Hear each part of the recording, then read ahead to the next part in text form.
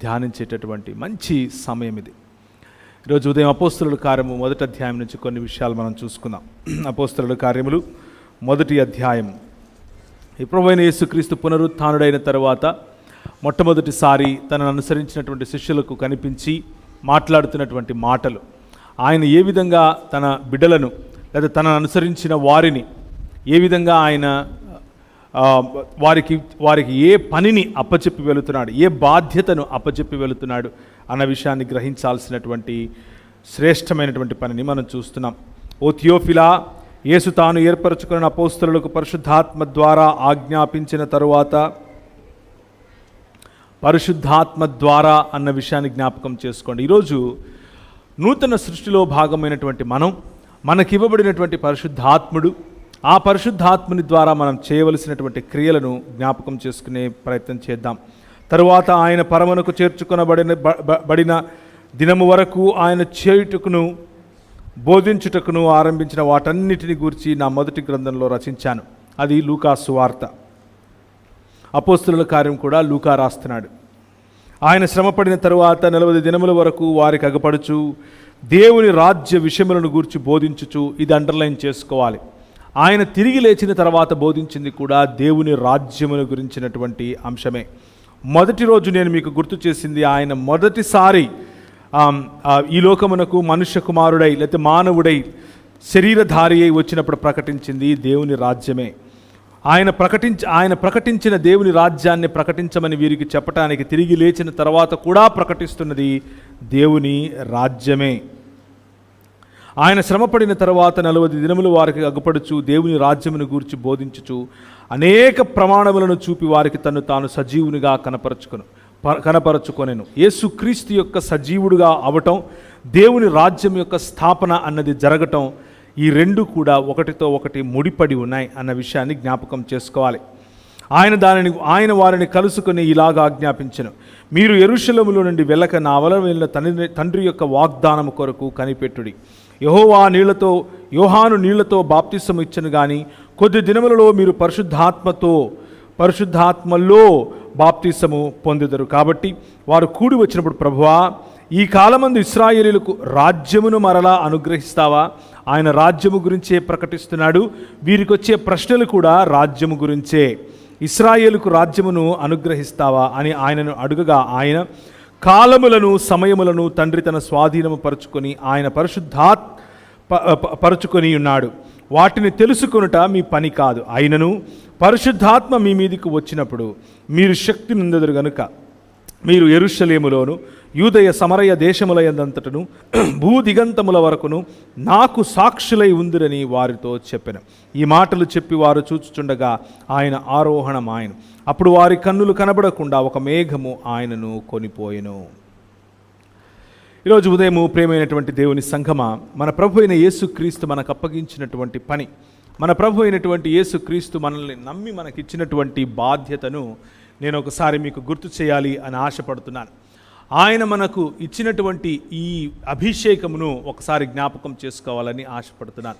Mark సువార్తలో మొదటి దినాన మనం చేసినటువంటి అధ్యయనంలో పరిశుద్ధాత్ముడు ఆయనను అభిషేకించి ఆయనను ఏ విధంగా తర్బీదునిచ్చాడో, 40 దినాలు ఏ విధంగా మరి అపవాదిని ఎదిరిస్తూ, అపవాది తంత్రములను ఎదిరిస్తూ, వాక్యం అనేటటువంటి శక్తి చేత ఆయన అపవాదిని ఓడిస్తూ, ప్రతి ప్రలోభాన్ని కూడా తిప్పికొడుతూ, ఆయన రాజుగా, ఆయన ఈ లోక మర్యాదకు పైనున్నటువంటి రాజుగా, ఈ లోక మర్యాదను అనుసరించినటువంటి ఏకైక దేవుని కుమారుడిగా, జనితైక దేవుని కుమారుడిగా, మొదటి ఆదాము చేయలేనటువంటి పనిని చేసినటువంటి వాడుగా మనకు తనను తాను కనబరుచుకున్నాడు. అయితే ఆయన తన మరణమందు ఆనాడు సిలువను ఆయన అధిరోహించినప్పుడు, సిలువ అనే సింహాసనము మీద కూర్చున్నప్పుడు అన్యజనులు ఎలా అల్లరి చేయుచున్నారు అన్నటువంటి మాటను జ్ఞాపకం చేసుకుని, అన్యజనులు అనుకుంటున్నారు మనం వెళ్ళి వాళ్ళ కట్లు విప్పుదాం రండి. కీర్తనల గ్రంథము 2వ అధ్యాయం, ఇది మెస్సియాకు సంబంధించినటువంటి మాట. అన్యజనులు ఎలా అల్లరి చేయుచున్నారు, ఒకసారి చూస్తారా? కీర్తనల గ్రంథము 2వ అధ్యాయము.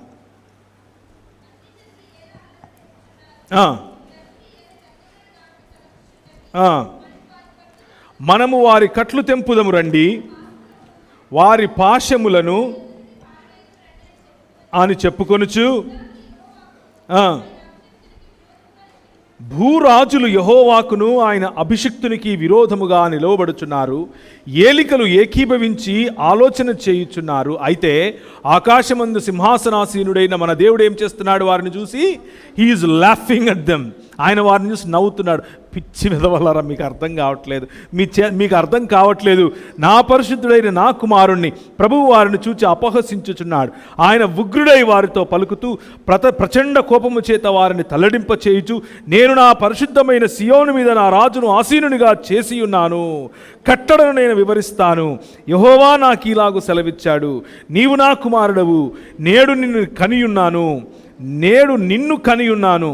నన్ను అడుగుము, జనములను నీకు స్వాస్థ్యముగాను భూమిని దిగంతముల వరకు సొత్తుగాను ఇచ్చెదను అని ప్రభువు పలికాడు. ఆ మాట మెస్సియాను గురించినటువంటి ఆ మాట, మెస్సియా యొక్క సింహాసనాసీనుడై ఉండేటటువంటి ఆ మాట, సిలువలో ప్రభు అయిన యేసు క్రీస్తు సింహాసనాసీనుడై కూర్చున్నట్లుగా కూర్చుని ఆయన చేస్తున్నటువంటి ఈ యాగము, ఆయన చేస్తున్నటువంటి అన్యజనుల యొక్క అల్లరి రేపుతున్నటువంటి అనేక లేకపోతే ఈ లోక అంధకార సంబంధమైనటువంటి దురాత్మ సమూహముల యొక్క ప్రభావమును ఆయన మరణము అనేటటువంటి ముళ్ళుగా చేసి దాన్ని విరిచినటువంటి ఆ మహాయాగములో 3 దినములు మనుష్య జాతి ఏ విధంగా అయితే చచ్చిపోయి ఉందో, ప్రభువు యొక్క సన్నిధి నుంచి దూరమై ఉందో, ఎడబాటులో ఉందో, ఆ ఎడబాటును తన శరీరములో సమస్తాన్ని ఒక చోటికి తీసుకొని వచ్చి 3వ దినమున ఆ మరణమును జయించి తిరిగి లేచినటువంటి ఈ ప్రభు, మరణాన్ని జయించి తిరిగి లేచి ఇక నా యందు విశ్వాసం ఉంచిన వాడు చచ్చిపోయినా చచ్చిపోడు అని చెప్పినటువంటి మాట, ఇక నన్ను పోలి జీవించిన వాడు నూతన సృష్టి అవుతాడు అని చెప్పినటువంటి మాట, మరణమును జయించినటువంటి మృత్యుంజయుడని ఈ ప్రభు అంటున్నాడు, ఈ మరణమును జయించటానికి నన్ను ఏ ఆత్మ అయితే నాకు పని చేసిందో, ఏ ఆత్మదేవుడైతే నన్ను అభిషేకించాడో, ఏ ఆత్మదేవుని కారణం చేతనైతే నేను ఈ మరణాన్ని జయించి నిజమైన మానవుడిగా బయటకు వచ్చానో, ఏ ఆత్మ పనిచేయటం అభిషేకించటం ద్వారా అయితే నేను తండ్రికి ప్రియకుమారుణ్ణి అయ్యానో, ఈ ప్రియకుమారుడు ఈయన మాట వినుండి అని నా తండ్రి నాతో చెబుతున్నాడు. ఏ ఆత్మ అభిషేకము మరియు ఏ ఆత్మ అభిషేకము యొక్క ప్రభావములో అయితే నేను అన్ని నామముల కంటే ఘనమైన నామమును సంపాదించగలిగాను, ఏ ఆత్మ అభిషేకము కారణముగా అయితే నేను విధేయతను నేర్చుకున్నాను, హెబ్రీయులకు రాసిన పత్రిక 5వ అధ్యాయం ప్రకారం ఆ విధేయతలో కొనసాగాను, ఆ విధేయతలో కొనసాగటం కారణం చేత మోషే ఇల్లంతటిలో సేవకుడై ఉండి శ్రేష్ఠుడైతే, నేను కుమారుడనై ఉండి ఇల్లంతటి పైన అధికారినై, దానిని జయించువాడనై, దానిని నడిపించువాడనై, దానిని అభిషేకించువాడనై ఉండగలుగుతున్నాను. ఆ ఆత్మ మీ మీదికి రాబోతున్నాడు అని చెప్పినటువంటి మాట. నేను రాజును, నేను అన్య భూరాజులు అందరూ కలిసి చేస్తున్నటువంటి ప్రణాళికలను తిప్పికొట్టడానికి, వారు కత్తులతోనూ కటార్లతోనూ వారి యొక్క వయలెంట్ యాటిట్యూడ్స్తోనూ చేసే పనిని ప్రేమ మరియు సహనము, ప్రేమ మరియు స్వీకృతి, ప్రేమ మరియు కనికరము, న్యాయము, నీతి అనేటటువంటి నా రాజ్య స్థాపనను నేను చేయటానికి వచ్చాను కదా. ఆ రాజ్యము చేత వాళ్ళనుకున్నారు నా వయలెన్స్తో నేను కట్లు విప్పుతాను, నా వయలెన్స్తో నేను ప్రజలను ఫ్రీ చేస్తాను. నా దేవుడు వారిని చూచి నవ్వాడు. నా కుమారుడు సింహాసనాసీనుడు అవ్వబోతున్నాడు, నా సింహాసనుడు సియోనులో ఊరేగించబడబోతున్నాడు, నా కుమారుడు సియోనులో ఆయన రాజ్యమును సియోను నుండి పరిపాలించబోతున్నాడు అని చెప్పాడు. అయితే అందరూ అనుకున్నారు, శిష్యులు కూడా అనుకున్నారు, అయితే ఇక రాజ్యం వచ్చేసిందా, మాకు ఇచ్చేస్తావా? ఒక ఆయన అయితే వాళ్ళ అమ్మనేసుకుని ఇద్దరు కలిసి దాన్ని ఏమంటారు, రికమెండేషన్ లెటర్ తెచ్చుకున్నారు. మరి నీ రాజ్యం వస్తే నా కొడుకు రైట్ సైడ్ ఒకడు, నా ఇంకొక కొడుకు లెఫ్ట్ సైడ్, అంటే ఒకడు అమిత్ షా అవ్వాలి, అంటే ఈయన మోదీ, ఒకడు అమిత్ షా అవుతాడు, ఇంకొకడు పీయూష్ గోయల్ అవుతాడు అని చెప్పుకొని వచ్చారు. ఆయన అన్నాడు, అది నా చేతిలో లేదు, that's not in my hands, I don't decide. ఆయన అర్థం ఏమిటంటే అది నాకు తెలియదు, నేను చేత కానివాడిని అని కాదు. ఆయన అన్నాడు, అది నిర్ణయించుకోవాల్సింది నీవు, అది నీ చేతిలో ఉంది. ఆయన రాజ్యమందు శ్రేష్ఠుడవ్వాలి అని అంటే ఈరోజు అందరికంటే, లేకపోతే అందరికీ సేవకుడవవు. నేను చూపిన మార్గము, నా మార్గము, దేవుని రాజ్య మార్గము, అది సేవ, అది సేవా తత్పరత, అది పరిచర్య ధర్మం, అది ప్రేమ, అది న్యాయం, అది కనికరం, అది దీన మనస్సు, అది పై వస్త్రము విప్పగలిగినటువంటి ధైర్యం, అది కాళ్ళు కడగటానికి ఇష్టపడేటటువంటి తెగువ. వీటన్నిటినీ నాకు ఇచ్చింది పరిశుద్ధాత్ముని యొక్క అభిషేకం. ఆ పరిశుద్ధాత్ముని యొక్క అభిషేకాన్ని నేను మీకు ఇస్తున్నాను. ఎప్పుడు వస్తుంది, ఏ డేట్లో వస్తుంది, పొద్దున వస్తుందా, రాత్రి వస్తుందా, ఇది కాదు మీరు చేయాల్సింది. పరిశుద్ధాత్ముని పొందండి. పరిశుద్ధాత్ముని పొందిన తరువాత యూదయ, సమరయ దేశములన్నిటిపైన, ప్రపంచము యొక్క నలుమూలలలో కూడా మీరు నాకు సాక్షులై ఉంటారు. సాక్షులు అన్నప్పుడు వాడిన పదం ఇక్కడ అంబాసిడర్స్ అన్న పదం, సాక్షులు అన్నప్పుడు వాడిన పదం రిప్రజెంటేటివ్స్ అన్న పదం. ఈ రాజు సింహాసనాసీనుడై భూమ్యాకాశములను ఐక్యపరిచేటటువంటి ఈ మహా విశ్వ ప్రణాళికలో నువ్వు నేను ఆయన ప్రతినిధులం. ఆయన ప్రతినిధులముగా we are called to speak truth in this world. We are called to call the world in to accountability. ఈ ప్రపంచాన్ని ఒక అకౌంటబిలిటీ స్ట్రక్చర్లోనికి తీసుకుని రావటానికి మనము పిలువబడుతున్నాం. యోహాను సువార్త 14వ అధ్యాయంలో పరిశుద్ధాత్ముని నేను మీకు ఇస్తాను అని ఆయన చేసినటువంటి ప్రమాణము, ఆయన చేసినటువంటి ప్రతిజ్ఞ మనకు కనిపిస్తుంది. పరిశుద్ధాత్ముని యొక్క తండ్రి యందు నేనును, నా యందు తండ్రి నీవు ఉన్నామని నీవు నమ్ముటలేదా అని చెప్పిన తర్వాత, తండ్రి మరియు నేను ఒకటే అని చెప్పిన తర్వాత, వీరి గురించినటువంటి మాటలు మాట్లాడుతూ, నా నామమున మీరు నన్నేమి అడిగినను నేను చేస్తాను, మీరు నన్ను ప్రేమించిన ఎడల నా ఆజ్ఞలను గైకొంటారు, నేను తండ్రిని వేడుకుంటాను, మీ యొద్దకు ఎల్లప్పుడూ ఉండటానికై ఆయన వేరొక ఆదరణకర్తను అనగా సత్యస్వరూపియగు ఆత్మను మీకు అనుగ్రహిస్తాడు. లోకము ఆయనను చూడదు, ఆయనను ఎరుగదు గనుక ఆయన పొందనేరదు. మీరు ఆయనను ఎరుగుతారు, ఆయన మీతో కూడా నివసిస్తాడు, మీలో ఉంటాడు, మిమ్మును అనాథలుగా విడవను. నేను నా తండ్రి యందు, మీరు నా యందు, నేను మీ యందు ఉన్నామని ఆ దినమున మీరు ఎరుగుతారు.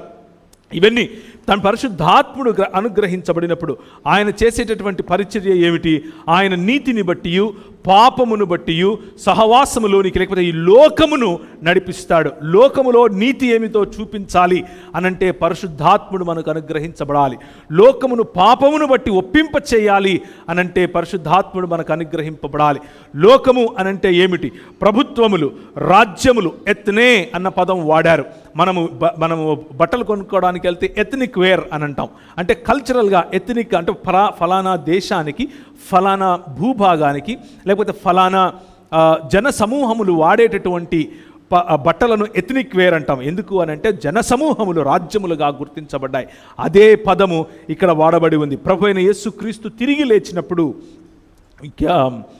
మత్తయి సువార్త ప్రభు అయిన యేసుక్రీస్తు పునరుత్థానుడై నూతన సృష్టి కార్యమును he launched the project of recreating this world.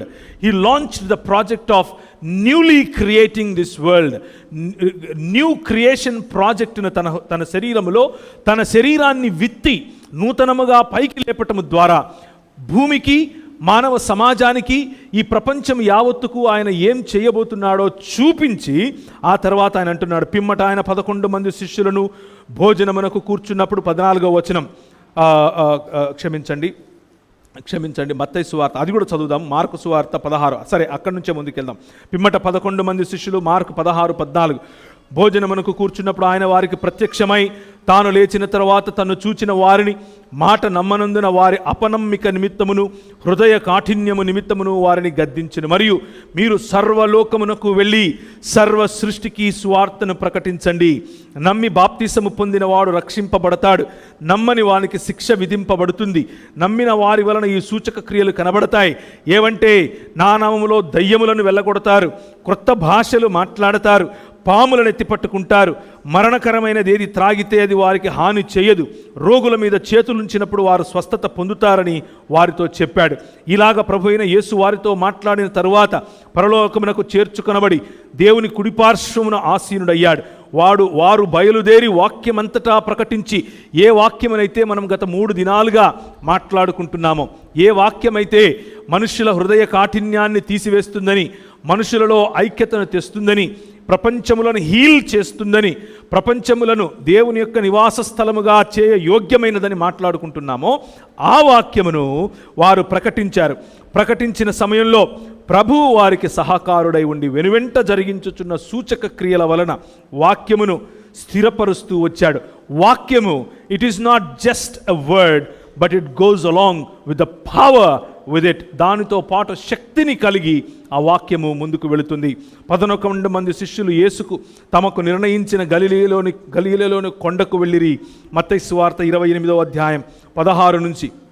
వారు ఆయనను చూచి ఆయనకు మ్రొక్కిరి, కొందరు సందేహించిరి. అయితే యేసు వారి యొద్దకు వచ్చి, పరలోకమందును భూమి మీదను నాకు సర్వాధికారము ఇవ్వబడి ఉన్నది, కాబట్టి మీరు వెళ్ళి సమస్త జనులను శిష్యులనుగా చేయుడి. జనులను అన్నప్పుడు వాడిన పదం రాజ్యములు, ఎథ్నిసిటీ, జనసమూహములు, జాతులు, నానా జాతులు, ప్రపంచములు అన్నట్లుగా దానిని మనం అలాగే మీరు సర్వలోకమునకు అన్నప్పుడు రాజ్యములు, లోకములో ఉన్నటువంటి ప్రభుత్వములు వగైరా వగైరాలు అని దాని అర్థం.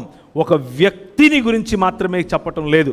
వ్యక్తి అందులో భాగమే, కానీ వ్యక్తి వరకు ఆగేది కాదు సువార్త. వ్యక్తి వరకు సంకుచితంగా అక్కడే ఉండిపోయేది కాదు సువార్త. పరిశుద్ధాత్ముని యొక్క అనుగ్రహము, పరిశుద్ధాత్ముని యొక్క అభిషేకము వ్యక్తితో మొదలై వ్యక్తితో ఆగిపోయేది కాదు. పరిశుద్ధాత్ముని యొక్క అభిషేకము, పరిశుద్ధాత్ముని యొక్క ఈ gift, this is for the world. రాజ్యముల కోసం, దేశముల కోసం, ప్రపంచమును మరి స్వస్థపరచడం కోసం అన్న విషయాన్ని ప్రభువు ఇక్కడ తెలియజేస్తున్నాడు. కనుకనే వారు చేతులుంచిన చోట స్వస్థత, వారు మాట్లాడిన చోట ప్రవచనం, వారు మాట్లాడిన చోట పాములను ఎత్తి పట్టుకున్నారు. వారు మరణకరమైంది తాగితే వారికి ఏమీ జరగలేదు. ఎక్కడ జరిగింది ఇదంతా సమసిపోయినటువంటి చరిత్ర కాదా? జరుగుతూ ఉన్నటువంటి చరిత్ర కాదా? రోమా సామ్రాజ్యంలో కైసర్ తిబేరియస్ని ఎదుర్కొన్నారు.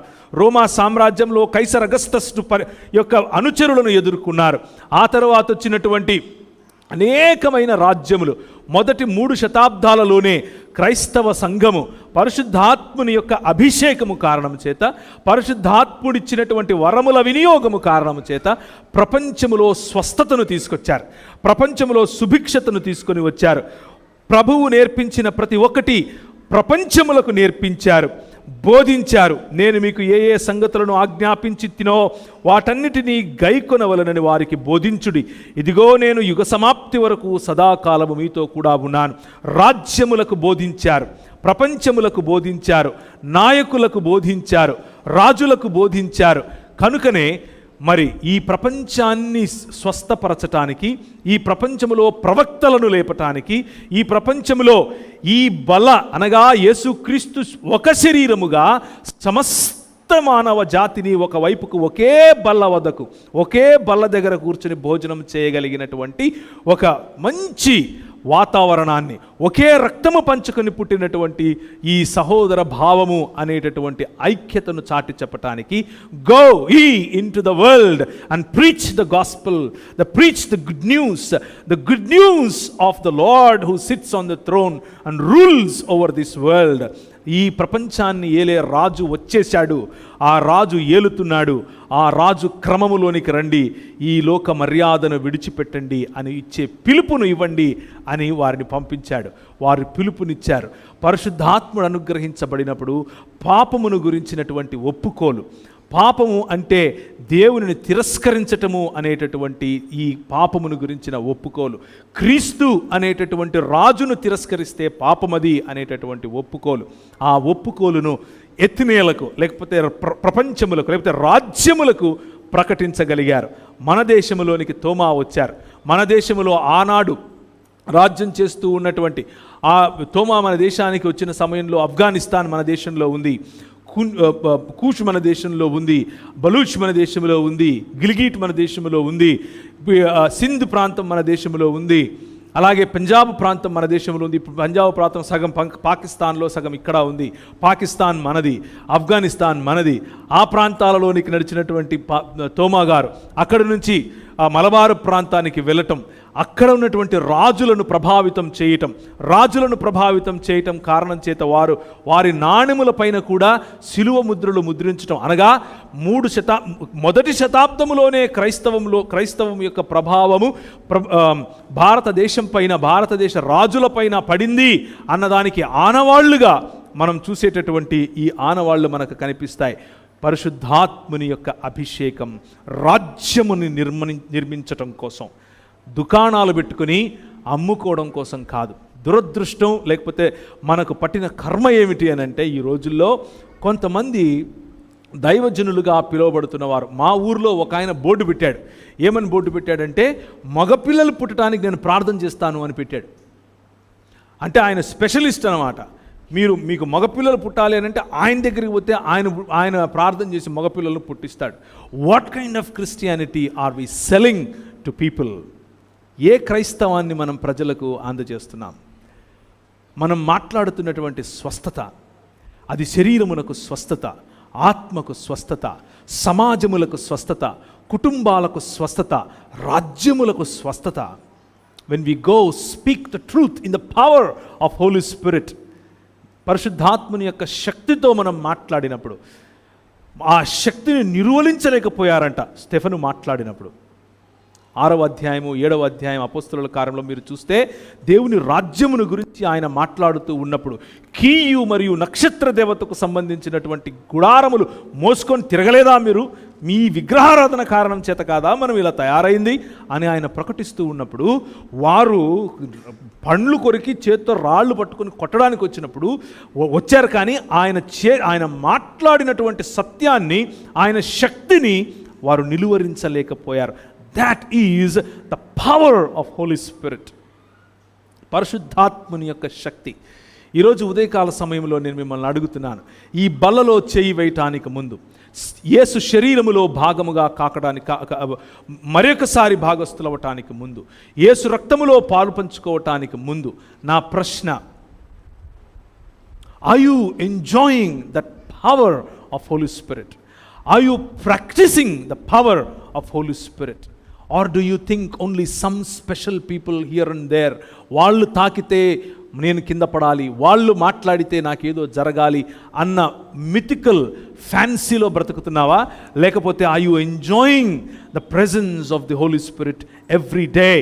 ప్రతిదినము పరిశుద్ధాత్ముని యొక్క తాకిడిని, పరిశుద్ధాత్మ యొక్క అనుభవం, పరిశుద్ధాత్ముని యొక్క కృమ్మరింపు, పరిశుద్ధాత్ముడు నీలో చేస్తున్నటువంటి కార్యానికి ప్రార్థనాపూర్వకంగా సహకారం, దాని కారణం చేత ప్రపంచములను తిరగరాసేటటువంటి, ప్రపంచ సృష్టిని తిరగరాసేటటువంటి, ప్రపంచ మానవ సమాజాన్ని తిరిగి పునరుత్థానము పొందించేటటువంటి ఈ మహత్కార్యములో, ఈ బృహత్కార్యములో నేను ఒక భాగం అన్నటువంటి విశాల దృక్పథాన్ని కలిగి ఉన్నావా? That is the question this morning, my brothers, my sisters. We are new creation. మనము ఒక క్రొత్త సృష్టి. మనము క్రొత్త సృష్టిగా మారటానికి గల కారణం పరిశుద్ధాత్ముని యొక్క అభిషేకం. పరిశుద్ధాత్ముడు మనకిచ్చే అనుదిన అనుభవం. ఒకసారి నేను మీకు ఒకసారి చూడండి, మొదటి సమూయేలు గ్రంథం చాలా చక్కటి ఉదాహరణ మీకు ఇక్కడ కనిపిస్తుంది. మొదటి సమూయేలు గ్రంథంలో 4వ అధ్యాయాన్ని గనక చూస్తే, అక్కడ ఫిలిస్తీయుల చేత ఇశ్రాయేలీలు ఓడిపోవటం మనం చూస్తాం. ఓడిపోయిన తర్వాత ఆ పంచాయతీ పెట్టుకున్నారు. రివ్యూ పంచాయతీ అన్నమాట. ఆ రివ్యూ పంచాయతీలో ఏం జరుగుతోంది? ఇశ్రాయేలీలు ఫిలిస్తీయులతో యుద్ధము చేయుటకై బయలుదేరి యబీనెజరులో దిగగా, ఫిలిస్తీయులు అఫేకులో దిగిరి. ఫిలిస్తీయులు ఇశ్రాయేలు మీద తమను యుద్ధ పంక్తులు తీర్చుకొనగా, వారు యుద్ధములో కలిసినప్పుడు ఇశ్రాయేలీలు ఫిలిస్తీయులు ఎదుట ఓడిపోయి యుద్ధ భూమిలోనే ఎక్కువ తక్కువ 4,000 మంది హతులైరి. 4,000 మంది ఇశ్రాయేలీలు చచ్చిపోయారు. కాబట్టి జనులు పాళెములోనికి తిరుగురాగా, ఇశ్రాయేలీయుల పెద్దలు, ఎవరు పెద్దలు? The elders of the society, the elders of the kingdom, the elders of the new creation, the elders of God's own people, దేవుని సొంత ప్రజలు, వారి యొక్క పెద్దలు ఒక చోటికి వచ్చి ఏం మాట్లాడుకుంటున్నారో చూడండి. పెద్దలు, యెహోవా నేడు మనలను ఫిలిస్తీయుల ముందర ఎందుకు ఓడించెను? ఎవరు ఓడిపోయారు? ఓడిపోయింది ఎవరు? వీళ్ళు వేస్తున్న నింద ఎవరి మీద? యెహోవా మీద. యెహోవాయే ఓడించాడు. షిలోహులో ఉన్న యెహోవా నిబంధన మందసము మనము తీసుకొని మన మధ్య నుంచి ఉంచుకొందము రండి, అది మన మధ్య నుండి, అది మన శత్రువుల చేతిలో నుండి మనలను రక్షించును అని నిర్ణయించుకున్నారు. వీళ్ళ పంచాయతీ ఏంటి? యెహోవాను ఆశ్రయించుడి, బేతేలును ఆశ్రయించకండి, గిల్గాలుకు పోకండి, బెయేర్షెబాలో ఏమీ లేదు, అవన్నీ చస్తాయిరా బాబు, నన్ను ఆశ్రయించండి, యెహోవాను ఆశ్రయించండి, మీరు బ్రతుకున్నట్లు నా వైపు చూడండి అని ప్రభు ఒకవైపు చెప్తూ ఉన్నాడు. మీకా ఆమోసు గ్రంథములో మనం చూస్తాం. తర్వాత ఆమోసు గ్రంథం 5వ అధ్యాయంలో ఇక్కడ యెహోవాను రిప్రజెంట్ చేయవలసినటువంటి, దేవుణ్ణి రిప్రజెంట్ చేయవలసినటువంటి దేవుని ప్రతినిధులు, రాజ్య ప్రతినిధులు ఏమని మాట్లాడుకుంటున్నారు అనంటే, యెహోవాయే మనల్ని ఓడించాడు కాబట్టి మనం వెళ్ళి నిబంధన మందసం తెచ్చుకొని దగ్గర పెట్టుకుందాం, నిబంధన మందసం ఉంటే మనం గెలుస్తాం. వాళ్ళకి ఐడియా ఎక్కడి నుంచి వచ్చింది అనంటే, గిల్గాలు అనేటటువంటి ఒక ప్రదేశంలోనికి వెళ్ళటానికి ముందుగా మోషే యొక్క అనుచరుడైనటువంటి యెహోషువ రాజు అయినప్పుడు, లేకపోతే యెహోషువ నాయకుడైనప్పుడు, యెహోషువ వీరిని నడిపిస్తున్నప్పుడు, యెహోషువ అన్న పేరే మన యేసు ప్రభువు పేరు. యెహోషువ అనంటే యెహోవాయే రక్షణ అని అర్థం. రక్షించటానికి ఏర్పరచుకున్నటువంటి మానవులలో యెహోషువ ఒకడు. ఆయన వీరిని నడిపిస్తూ ఈ యోర్దాను నదిని దాటాలి, యోర్దాను నదిని దాటాలంటే ఏం చేయాలి అని ఆలోచిస్తున్నప్పుడు ప్రభు అన్నాడు, ఒక పని చేయి, నిబంధన మందసం తెప్పించు, నిబంధన మందసం పట్టుకుని వెళ్ళాలి. ముందు కొందరు యాజకులు, వెనుక కొందరు యాజకులు, లేవీయులు దాని యొక్క పరిచర్యను చేస్తూ జాగ్రత్తగా స్తోత్రముతో ఆరాధనతో మీరు నడిచినప్పుడు, నేను నిబంధన మందసం మీ మధ్యలో ఉన్నప్పుడు, నేను నీ పక్షంగా యుద్ధము యెహోవాదే అని గుర్తుంచుకో, నేను నీకు విజయం కలుగజేస్తాను అని అన్నాడు. వారికి అడ్డం వచ్చిన ప్రతి ఒక్కరి పైన ఆయన జయము ఇచ్చాడు.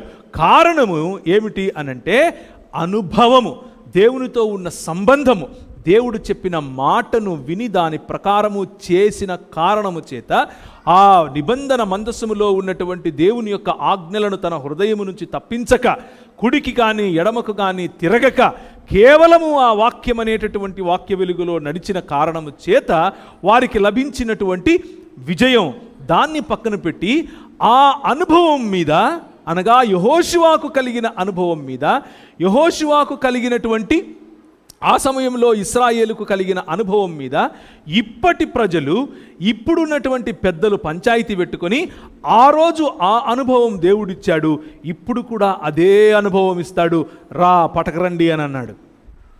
అని నిబంధన మందసాన్ని తీసుకొచ్చి యుద్ధ భూమిలో పెట్టారు. నిబంధన మందసము ఎక్కడ ఉండాలి, దాని యొక్క పరిమితి, దాని యొక్క పరిశుద్ధత, దానికి ఉండాల్సినటువంటి మన జీవితాల్లో ఇవ్వాల్సినటువంటి ప్రయారిటీ, ఆ నిబంధన మందసము పైన కనిపిస్తున్నటువంటి దేవదూతలు శరపులుగా లేకపోతే కెరూబులుగా ఉన్నటువంటి ఆ దేవదూతల యొక్క సన్నిధి ఏం సూచిస్తుంది, అందులో ఉన్న రొట్టెలు ఏం సూచిస్తాయి, అందులో ఉన్న ఆజ్ఞలు ఏం సూచిస్తాయి, వీటన్నిటినీ మర్చిపోయి డబ్బా తీసుకొని రండి, డబ్బా పెడితే మనం జయిస్తామని అనుకున్నారు. దురదృష్టం, లేకపోతే చాలా బాధాకరంగా మాట్లాడుకోవాల్సినటువంటి విషయం ఏమిటి అని అంటే, ఈ రోజుకు పరిశుద్ధాత్మ దేవుడు మనకు అందుబాటులో ఉన్నప్పటికీ జీవజలములను మన కడుపులో నుంచి ప్రవహింపజేయగలిగినటువంటి, మనం ఈరోజు ఉదయం పాట పాడాం, జీవనదిని నా హృదయంలోను ప్రవహింపచేయుము అనేటటువంటి పాట. మన జీవజలములను ప్రవహింపచేయగల, మన కడుపులో నుండి ప్రవహింపచేయగల ప్రభువు మన దేవుడు, పరిశుద్ధాత్ముడు మనకు అందుబాటులో ఉన్నప్పటికీ, ఆయన అనుభవం మనకు అందుబాటులో ఉన్నప్పటికీ, మనము ఎవరో సద్ది అనుభవం పైన ఆధారపడటానికి ఈ రోజుకు ఇష్టపడతాం. ఈ రోజుకు అవే మాటలు చెప్పుకుంటూ ఉంటాం. 10 ఏళ్ల క్రితం ఇది జరిగింది, 20 ఏళ్ల క్రితం ఇది జరిగింది, అది ఒక ఫార్ములా అనుకుంటాం, ఆ ఫార్ములా నేను కూడా ఉపయోగిస్తాను, నాకు ఏదైనా మంచి లాభం జరుగుతుందేమో అని ఆలోచిస్తాం. కానీ ప్రియమైనటువంటి దేవుని సంఘమా, if you have the passion to expand the kingdom of God, if you have the passion to extend his great and mighty rule in this world, ఈ ప్రపంచంలో ఆయన యొక్క అధికారమును, ఆయన రాజ్యమును వ్యాపింప చేయాలి అన్నటువంటి ఆశ, కోరిక హృదయంలో, నీ హృదయంలో ఉంటే, spirit of God is right there accessible for you. అక్కడ ఇప్పుడు ఈరోజు ఈ క్షణం నీకు ఆయన అందుబాటులో ఉన్నాడు. You don't have to wait for somebody else to come and put their hands on you. You don't have to wait for some miraculous, some other thing to happen. No, He is right there. ఆయన ఇప్పుడు ఇక్కడ మనతో ఉన్నాడు. ఈ బలలో చేయి వేయటానికి ముందు can you think a couple of minutes, ఒక 2 నిమిషాలు ఆలోచిస్తావా? Do I really have access to this great God, Holy Spirit? మొదటి కొరింథీయులకు రాసినటువంటి పత్రిక 12వ అధ్యాయము. కొరింథీయులకు రాసినటువంటి మొదటి పత్రిక 12వ అధ్యాయము. ప్రభు అయిన యేసుక్రీస్తు తన యొక్క శరీరముగా ఏర్పరచుకున్నటువంటి సంఘమునకు ఇచ్చినటువంటి బాధ్యత, సంఘమునకు ఆ బాధ్యతను నెరవేర్చడానికి ఇచ్చినటువంటి ఈవులు, వరములు. మరియు సహోదరులారా, పౌలు మాట్లాడుతున్నటువంటి మాట, ఆత్మ సంబంధమైన వరములను గురించి మీకు తెలియకుండా నాకు ఇష్టం లేదు. మీరు అన్యజనులై ఉన్నప్పుడు మూగ విగ్రహములను ఆరాధించుటకు ఎటు పడి అటు నడిపింపబడితిరని మీకు తెలియను.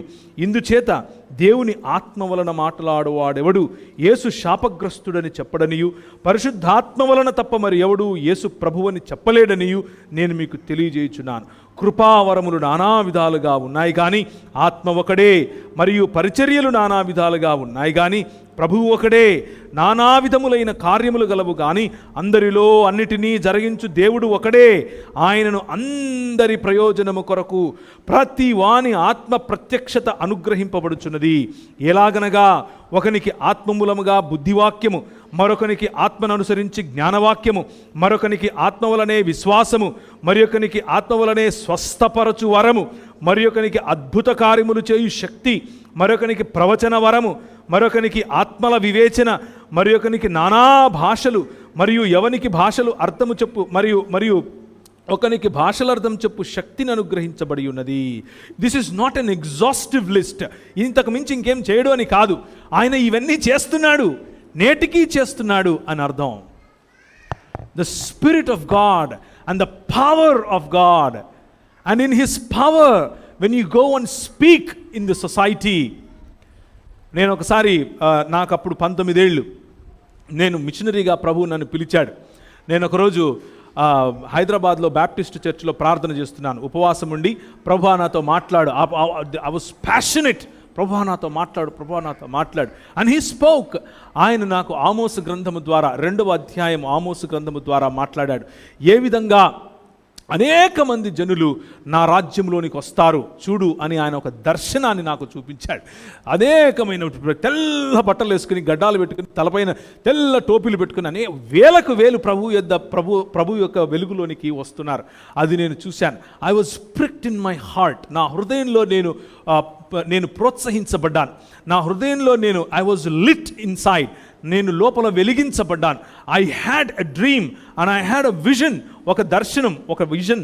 ఆ దర్శనంలో ముందుకెళ్ళాలి అని ఆశపడి నేను విన్న స్వరం ఏమిటి అని అంటే, ఉత్తర భారతదేశంలో ఇందోర్ అనే ఒక పట్టణం నేను వెళ్ళాలి అని నాకు ప్రభువు చెప్పాడు. నాకు అర్థం కాలేదు. నాకు ఇందోర్ అనే పట్టణం ఉందని కూడా తెలియదు. ఎప్పుడైనా క్రికెట్ ఆడుతూ ఉంటే అది న్యూస్లో విన్నానే కానీ అసలు ఆ పట్టణం ఏంటి, ఆడ ఏం భాష మాట్లాడతారు, ఏం చేయాలి నాకు ఎవరూ తెలియదు. కానీ the spirit of the Lord, పరిశుద్ధాత్ముని యొక్క శక్తి. ఒక 2-3 రోజులు అయిన తర్వాత ఒక చిన్న సంచి తీసుకున్నాను. దాంట్లో ఒక 2 బట్టలు పెట్టుకున్నాను, టికెట్ కొనుక్కున్నాను. రైలు ఎక్కితే ఎక్కడ చూసినా ఈజీగా ఉంది. ఎవరు పడితే వారు ఎక్కడ పడితే అక్కడ అక్కడ తింటున్నారా లేకపోతే ఏం చేస్తున్నారో కూడా అర్థం కాని, బాత్రూముల దగ్గర నుంచి అంతా గలీజ్గానే ఉంది. ఏం చేయాలో తెలీదు. కానీ ప్రభు వెళ్ళమన్నాడు, వెళ్ళాను. నాకు తెలియదు అక్కడ చలి ఉంటుందని. నేనేం మామూలుగా వేసుకునేటువంటి బట్టలు వేసుకుని వెళ్ళాను. ఆ చల్లగా ఉంది. ఇదే నవంబర్ నెల అనుకుంటాను. అక్కడ దిగితే మొత్తం చల్లగా ఉంది. అంత చలిలో నేనేం చేయాలో నాకు తెలియదు. నాకు హోటల్కి వెళ్ళటానికి డబ్బులు లేవు, హోటల్కి వెళ్ళాలన్న ఆలోచన లేదు. నేను ఎందుకు వెళ్ళానో నాకు తెలియదు. ప్రభు వెళ్ళమన్నాడు, నేను వెళ్ళాను. 3 రాత్రులు నేను అక్కడే రైల్వే స్టేషన్లో పడుకున్నాను. నైట్ రాత్రులు రైల్వే స్టేషన్లో పడుకోవడం, పొద్దున పోయి సువార్త చెప్పడం. ఏం చెప్పాలి సువార్త? నాకు హిందీ రాదు, వాళ్ళకు తెలుగు రాదు. నాకు వచ్చే హిందీ ఏంటంటే ఇదర్ ఆతా హై, మళ్ళా అక్కడికి వెళ్ళి మై జాతా హై, ఇంతే వచ్చు. కానీ ప్రభు అయినది యేసు క్రీస్తు యొక్క అద్భుతం చూడండి, పరిశుద్ధాత్మని యొక్క అభిషేకం చూడండి. నేను వెళ్ళిన ఆ 3 రోజులు నేను చెప్పింది ప్రజలు విన్నారు, వారికి అర్థమైంది. ప్రభు అయిన యేసు క్రీస్తును అనుసరించడం కోసం వాళ్ళు నాకు మిత్రులయ్యారు. నేను అక్కడ సంఘాలు స్థాపించాను, నేను అక్కడ విదిన్ 1 month, 1 నెలలో నేను టెలివిజన్లో మాట్లాడగలిగాను హిందీలో. ఇది ఏమంటారు? నేను ఏ ట్యూషన్కి వెళ్తే వస్తుంది? ఎక్కడ నేర్చుకుంటే వస్తుంది? నా భార్య అంటది, నువ్వు మాట్లాడే హిందీ నేను మాట్లాడే హిందీ, నా భార్య హిందీ ప్రాంతానికి చెందిందే, నేను మాట్లాడే హిందీ కంటే కూడా బాగా మాట్లాడుతావు నువ్వు అని చెప్తుంది. The reason is the spirit of the lord. పరిశుద్ధాత్ముడు అభిషేకిస్తే ఆ భాషల వరం నీకు ఇస్తాడు. You go and speak and people will listen to you. You go and speak and the truth will penetrate their heart. వాళ్ళ హృదయాల్ని ఆ భాష పట్టుకుంటుంది. ది ఓన్లీ థింగ్ నెసెసరీ, మీకు అవసరమైనది ఏమిటంటే availability and humbleness in front of the lord. దేవుని ఎదుట తగ్గింపుగా ఉండి దీన మనస్సు కలిగి, ప్రభువా నేను నీకు అందుబాటులో ఉండాలనుకుంటున్నాను. ప్రభువు తిరిగి లేచిన తర్వాత తన శిష్యులతో చెప్తున్నాడు, యూదయ సమరయ భూదిగంతముల వరకు నువ్వు వెళ్ళాలి, నా రాజ్య ప్రతినిధిగా ఉండాలి. నా రాజ్య ప్రతినిధిగా నువ్వు ఉన్నప్పుడు నీకు కావలసినవి నేను ఇస్తా. ఏమిస్తాను? ఒకడికి నానా భాషలు మాట్లాడటం ఇస్తాడు, ఒకడికి నానా భాషల యొక్క తర్జుమా చేయటం ఇస్తాడు, ఒకడికి ప్రేమని ఇస్తాడు, ఒకనికి జ్ఞానవాక్యం ఇస్తాడు, ఇంకొకరికి చూడండి బుద్ధివాక్యముని ఇస్తాడు. ఎవరికి బుద్ధి చెప్పాలి, ఎవరికి జ్ఞానం చెప్పాలి? నిన్న మనం అనుకున్నట్లు, తిమోతికి చెప్తున్నట్లు, కేవలము ఈ 4 గోడల మధ్య చెప్పడమేనా, లేకపోతే ఇంకేమైనా ఉందా? ప్రపంచమునకు బుద్ధి నేర్పేది ఎవరు? ప్రపంచమునకు జ్ఞానవాక్యం ఎవరు చెప్పాలి? పరిశుద్ధాత్ముని యొక్క అభిషేకం మనం డబ్బాలో పెట్టేద్దామా? వాళ్ళు ఆ రోజు నిబంధన మందసము అని అంటే ఒక డబ్బా అనుకున్నారు. అందులో ఉన్నటువంటి డీటెయిల్స్, ఎన్నటికీ వాడిపోయినటువంటి మోసే కర్ర, దేవుని ఆజ్ఞలు, మరియు ఆయన యొక్క రొట్టె అనగా రొట్టెలు, పులియని పిండితో చేసినటువంటి రొట్టెల యొక్క ప్రతి వారం దానిపైన పెట్టేటట్టు, తర్వాత కెరూబుల యొక్క సన్నిధి, దేవుని యొక్క మాటల యొక్క సారాంశము, ఒక నూతన సృష్టి యొక్క సారాంశము అందులో కనిపిస్తూ ఉంటే, పరిశుద్ధాత్ముడు మనకి ఇవ్వబడింది ఇందుకు, లోకమును అకౌంటబిలిటీలోనికి, పాపమును బట్టి తీర్పులోనికి తీసుకొని రావటానికి మనకి ఇవ్వబడింది అని అన్నప్పుడు, ప్రవచన వరం మనకి ఇవ్వబడింది అని అన్నప్పుడు, ప్రవక్త అంటే ఏంటి? రేపు మీ ఇంట్లో వంకాయలు వండుకుంటారా, టెంకాయలు వండుకుంటారా అని చెప్పేవాడా? దాన్ని మా ఊర్లో కాటికాపురి పెదరామయ్య అంటారు. ప్రవక్తలు ఏం చేస్తారు తెలుసా? రాజుల ఎదుట నిలబడి యెహోవా ఇచ్చినటువంటి శాసనాలను చెబుతారు. రాజులకు భయం వెన్నులో వణుకు పుట్టేలా చేస్తారు. ప్రవక్తలు మాట్లాడితే రాజు కంపించిపోతాడు. ఏలియా లేచి నిలబడ్డాడు. ఒకవైపు ఆసాపు మరియు ఆయన భార్య బెయల్జెబూలు వాళ్లకు 400కు పైచిలకు ప్రవక్తలు, 100 ప్రవక్తలు. ఏలియా ఒక్కడే ప్రవక్త, యెహోవా దేవునికి నేను ప్రవక్తను అని నిలబడ్డాడు. పరిశుద్ధాత్ముడు లేపితే, ప్రవచన వరం ఇస్తే ఇలా ఉంటారు. ఏముంటారు తెలుసా? ఏమయ్యా నువ్వు రాజు అనుకుంటున్నావు? యెహోవా మార్గాలను విడిచిపెట్టి నువ్వు ఉన్నతమైన స్థలాలలో నువ్వు ఎవరిని కట్టుకుంటున్నావు? ఒకడేమో నెహుష్టాన్ కడతానంటాడు, ఇంకొకడేమో అషేరా దేవతను కడుతుంది, నీ భార్య ఏమో ఇప్పుడు వచ్చి మళ్ళీ డయానా టైప్లో ఒకటి కడుతుంది. అక్కడికి పోయి మేము వాళ్ళని ఆరాధించాలనా? ఇశ్రాయేలీయులు వారిపైన రాజుగా ఉన్నటువంటి యెహోవాను విడిచి మీ యొక్క కృత్రిమమైనటువంటి దేవీ దేవతల దగ్గరికి వచ్చి, డబ్బు అనేటటువంటి దేవీ దేవతలు, కులం అనేటటువంటి దేవీ దేవతలు, ఇలాంటివి ఉన్నత స్థలములో ఉన్న మీరు నిలబెడితే ఈ రాజ్యం వచ్చి మీ దగ్గర దాసోహం అంటుందా? ఇదిగో నేను చెప్తున్నా, నేను మళ్ళా వచ్చి మాట్లాడేంత వరకు నీ రాజ్యంలో వర్షం పడదు. దేవుడు చెప్పమన్నాడు, లేచి నిలబడి చెప్పాడు. అది ప్రవక్త. ఈరోజు భారతదేశానికి, ఈరోజు ఆంధ్ర రాష్ట్రానికి, ఈరోజు తెలంగాణకు, తెలుగు ప్రాంతానికి ఏడి ప్రవక్త? ఏడి లేచి నిలబడి మాట్లాడేవాడు? ఏంటి నీ శాసనాలు? ఏంటి నీ పద్ధతులు? దేవుని రాజ్యం ఏది అని అడిగేటటువంటి వాడేడి? అందుకు ఆయనను చంపుపోయారు. ఆయన వెళ్ళాడు, ఒక వాగు దగ్గరికి వెళ్ళాడు. ప్రతిరోజు కాకోలముల చేత ప్రభు ఆయనకు చికెన్ బిర్యానీ తినిపించాడు. ఒకరోజు ఇలాగే తింటూ ఉంటే ఆయన అన్నాడు, సరే ఒక పని చేయి, సారేపతికెళ్ళు అని అన్నాడు. అక్కడ ఒక వృద్ధురాలు లేకపోతే ఒక విధవరాలు, ఏ విధవరాలునైతే ఈ రాజ్యాలు పట్టించుకోవటం లేదో, ఏ విధవరాలైతే వీరు పట్టించుకోకపోవటం చేత వనరులు లేక చచ్చిపోదాం అనుకుంటుందో, ఈరోజు రాత్రి తిని నేను నా కొడుకు చచ్చిపోతాం అనుకుంటుందో, ఆ విధవరాలు చేత ఆ విధవరాలిని ఈ ప్రవక్త ఆశీర్వదిస్తాడు. ఈ ప్రవక్తకు ఆ విధవరాలు భోజనం పెడుతుంది. That is the synergy of the kingdom of God. దేవుని రాజ్యములో ఉండేటటువంటి సినర్జీ బీద, బడుగు, బలహీన, పేద వర్గాలకు ప్రతిగా, వారికి ప్రతినిధిగా నిలబడేవాడు ప్రవక్త. వారిని పోషించగలవాడు ప్రవక్త, వారిని ఆశీర్వదించగలవాడు ప్రవక్త, వారి చేత పోషింపబడటానికి దేవుని యొక్క తగ్గింపుదనాన్ని ధరించుకునేవాడు ప్రవక్త. అంత మాత్రమే కాదు, ఇంకొక ప్రవక్త ఉన్నాడు, ఆమోస్ గారు. అక్కడి నుంచి వస్తున్నారు. ఆయనకు రాజు గలబడి చెప్పాడు, ఏమయ్యా ఆయన ఏంది 3 ఏళ్ళు అయిపోయింది, ఇక్కడ వర్షం లేదు, నేను పోయి కలుసుకొని వస్తా అంటే ఈయన అడ్రస్ చెప్పాడు, ఫలానా చోటు ఉంటాడు, ఆ వాగుంది ఒకటి, సరే నేను పోయి వస్తా. నేను గుర్రం వేసుకుని వెళ్తుంటే ఆయన మధ్యలో నుంచి వస్తున్నాడు. ఈయన చెప్పడానికి గల కారణం ఏంటంటే, ఆయన మధ్యలో నుంచి వచ్చి, ఏమయ్యా మీ రాజు బాగున్నాడా? నేను చెప్పినా కదా వర్షం పడదు, మీకు అర్థం కావట్లేదు, నిజమైన కింగ్ మీ రాజు కాదు, నా ఆయనకున్నాడు, ద ట్రూ కింగ్ అని చెప్తే, సరే కానీ మీ రాజుకు చెప్పు, నన్ను వచ్చి కలవమని చెప్పి నేను అక్కడ ఉంటాను. అయ్యా నీ అడ్రస్ నేను ఇస్తే నేను చెప్తాను, ఆయన వస్తాడు, నువ్వు ఆడ ఉండవు, ఎక్కడికో పోతావు, ఈయన నన్ను చంపుతాడంటే టెన్షన్ పడకు, రమను అని అన్నాడు. ఈయన వస్తున్నాడు, రాజులు దిగొస్తారు ఎవరితో మాట్లాడటానికి? ప్రవక్తలతో మాట్లాడటానికి, దేవుని ప్రతినిధులతో మాట్లాడటానికి రాజులు దిగొస్తారు. ప్రియమైనటువంటి దేవుని సంఘమా, ఈరోజు నిన్ను దేవుడు పరిశుద్ధాత్ముని చేత అభిషేకించి ఒక ప్రవక్త వలె నీవు నిలబెట్టాలి అని అనుకుంటే, మరి నీ పరిస్థితి ఏంటి? నీ బాస్ ఏ రోజైనా దిగొచ్చి నీతో మాట్లాడా?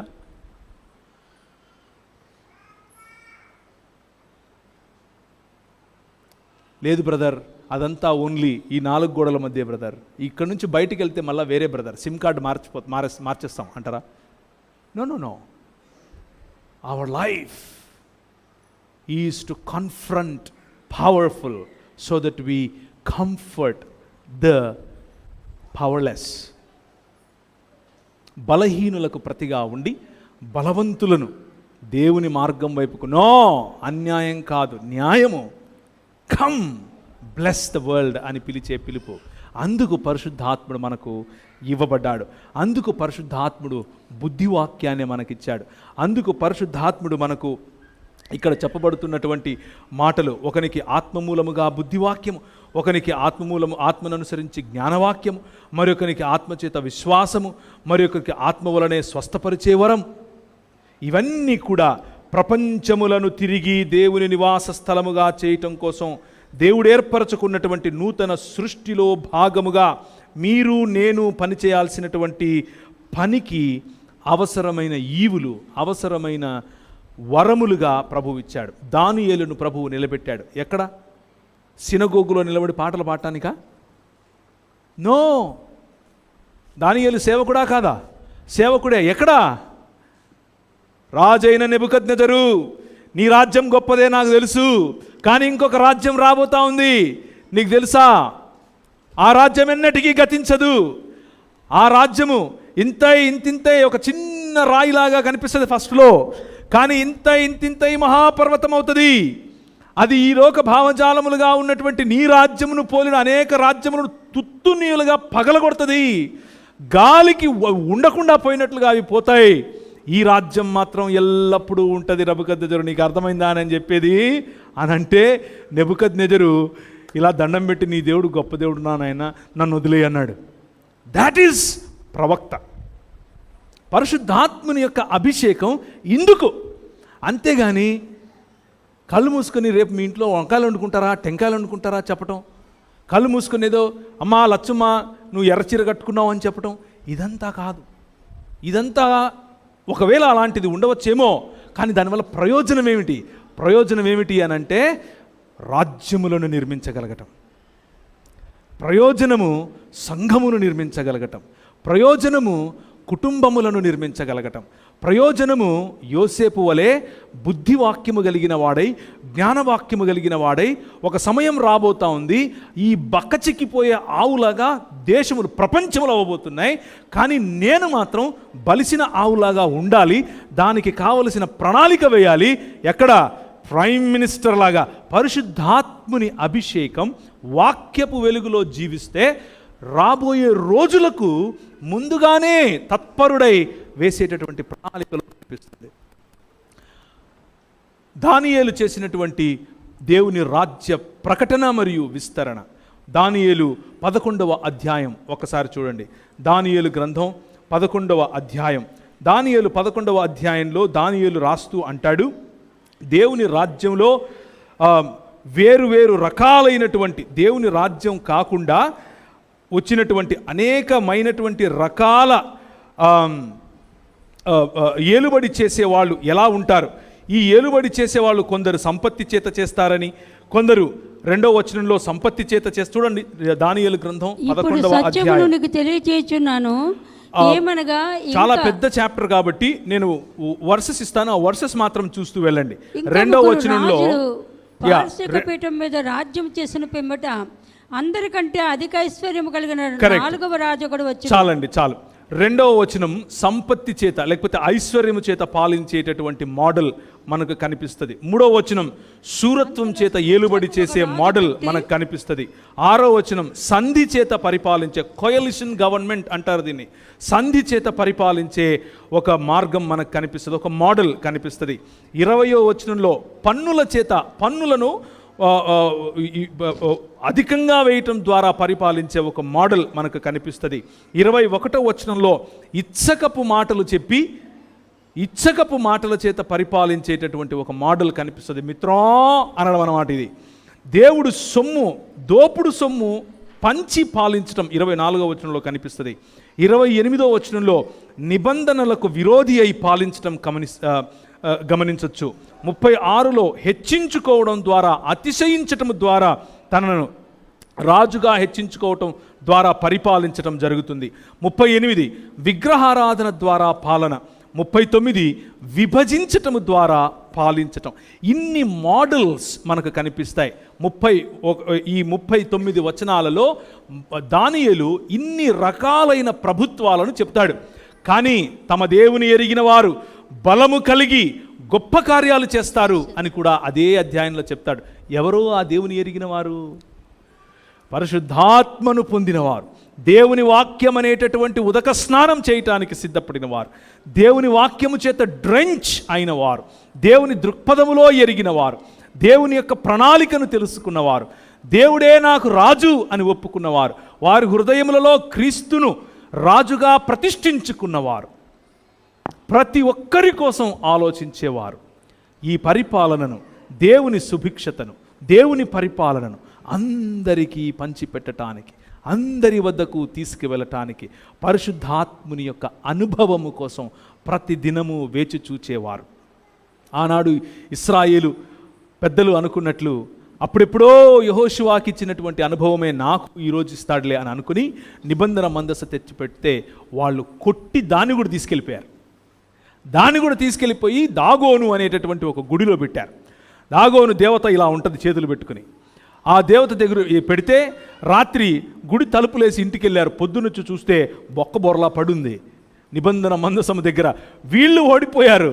దేవుడు కాదు, దేవుని నిబంధన మందసాన్ని తీసుకుని వెళ్ళి ఒక విగ్రహం ఎదుట పెట్టినప్పుడు విగ్రహం బోర్లా పడింది. మళ్ళా 2వ రోజు వచ్చి పెట్టారు, మళ్ళీ బోర్లా పడింది, తల తెగింది, చేతులు తెగాయి. వాళ్ళు భయపడ్డారు. అయ్య బాబోయ్, ఈయనేదో గొప్ప దేవుడు ఉన్నట్టున్నాడు, ఈ రాజు గొప్పదా రాజు, ఈయనతో పెట్టుకుంటే మనకు కష్టం అని చెప్పి దాన్ని తీసుకుని వచ్చి ఒక బండిలో పెట్టి, ఎడ్ల బండిలో పెట్టి, దానికి కొంచెం నిధులు కూడా దానికి అప్పచెప్పి వాళ్ళని పంపించేస్తే అది వెళుతూ ఒక మార్గానికి వెళితే అక్కడ సమూయేలు మళ్ళీ వచ్చి ఆ నిబంధన మందసాన్ని స్వీకరించి మనకు సహాయం చేసినటువంటి దేవుడు అన్న పేరు మీద అక్కడ ఒక శిలను పాతి అప్పుడు యెహోవా పేరు మీద ప్రార్థించి, ఎందుకయ్యా ఇలా, మీ మనస్సు మార్చుకొని తిరిగి రండి, పరిశుద్ధాత్ముడు లేకపోతే దేవుని వైపుకు రండి అని వారికి పిలుపునివ్వటం జరుగుతుంది. ఇది అనుభవం, పాత అనుభవం, సద్ది అనుభవం మీద ఆధారపడితే వచ్చే పర్యవసానం. దాని కారణంగా దైవజనుడైనటువంటి ఏలీ నడవలేక వృద్ధాప్యంలో స్థూలకాయుడై, అంటే ఒబిసిటీ, స్థూలకాయుడై మెడ విరిగి చచ్చిపోతాడు. జస్ట్ బికాజ్ నా నిబంధన మందసం మా దగ్గర నుంచి పట్టుబడింది అని విని ఆయన ఇద్దరు కుమారులు కూడా ఆ యుద్ధంలో చచ్చిపోయారు అని వింటాడు. ఆ చచ్చిపోయిన తరువాత తన భార్య, అంటే ఆ ఇద్దరు కుమారులలో ఒక కుమారుని యొక్క భార్య గర్భవతిగా ఉండి తన కుమారునికి కూడా అంగలార్పు అనే పేరు పెడుతుంది.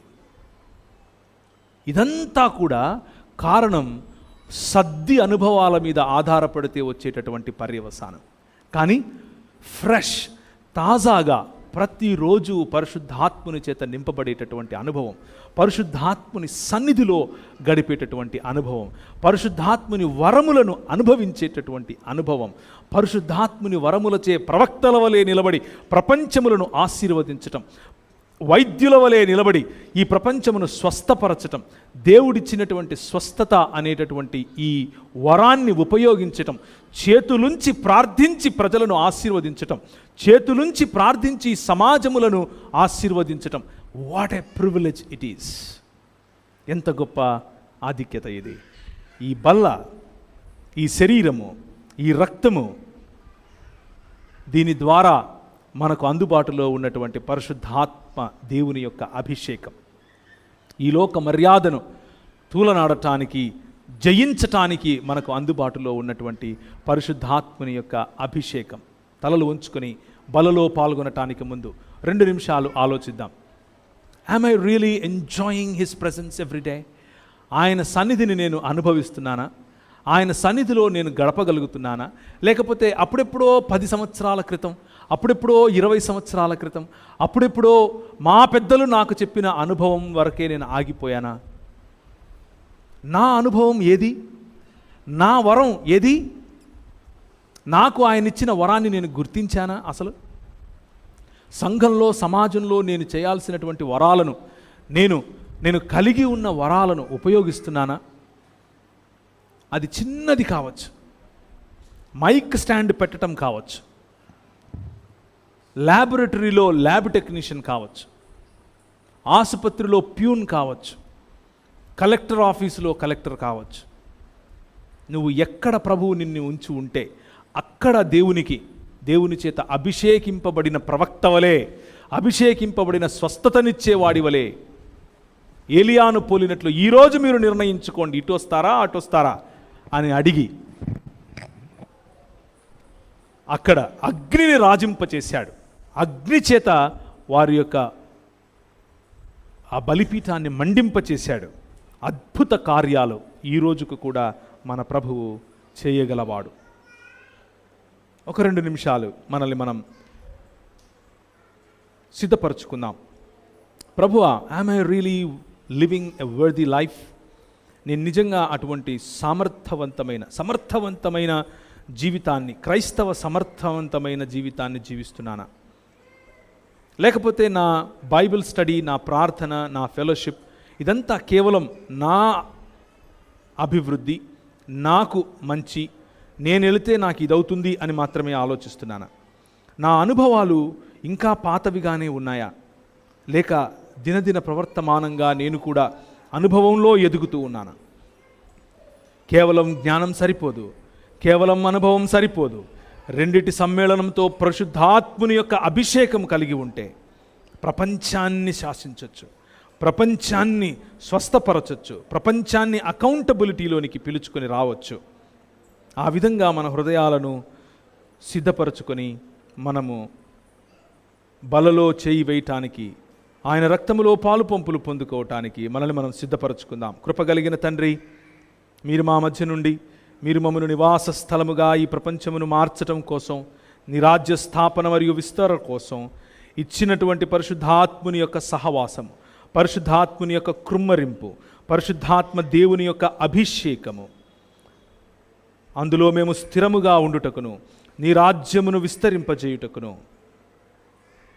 యూదయ సమరయ భూదిగంతముల వరకు నిన్ను ప్రచురము చేయుటకును, నీవు రాజు అని ఎలుగెత్తి చెప్పుటకును, ఏలియాను పోలిన జీవితమును జీవించుటకును సహాయము చేయమని మా ప్రభువును ప్రియరక్షకుడైన యేసు క్రీస్తు వారి శ్రేష్టమైన నామమును అడుగుచున్నాము తండ్రి.